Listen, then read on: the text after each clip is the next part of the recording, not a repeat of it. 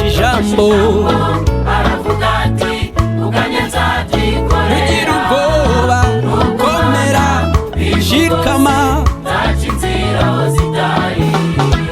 azarwana nesha urugamba afite imbaraga. azantabara Yesu ndamwizeye. ibyiringiro byanjye. azarwana n'umutsinzi afite imbaraga. ndamwizeye ashobora byose Yesu. ibyiringiro byanjye.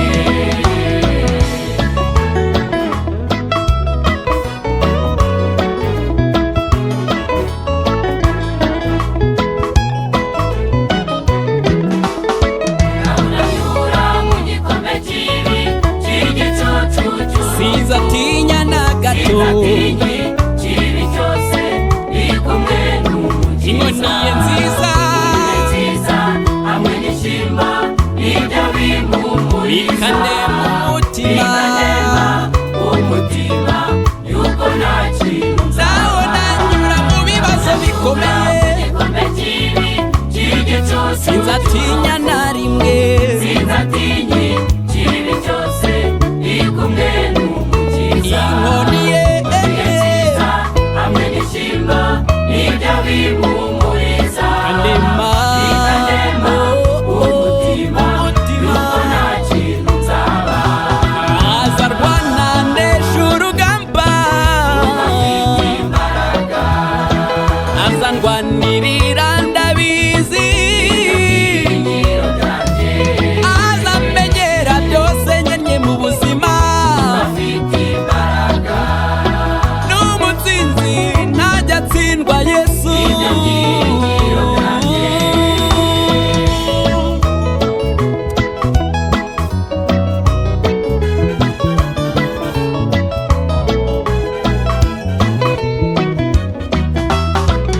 umukobwa w'Isiyoni we bawitereye hejuru. fata mikoro naho ririmba ubwira abantu bose. uti muhure kandi mutuze amarira mwarize. yarumviswe yarumviswe n'umukiza kuko araje abahose. umukobwa w'Isiyoni bawitereye hejuru. fata mikoro uririmbe ubwira abantu ubwira abantu bose.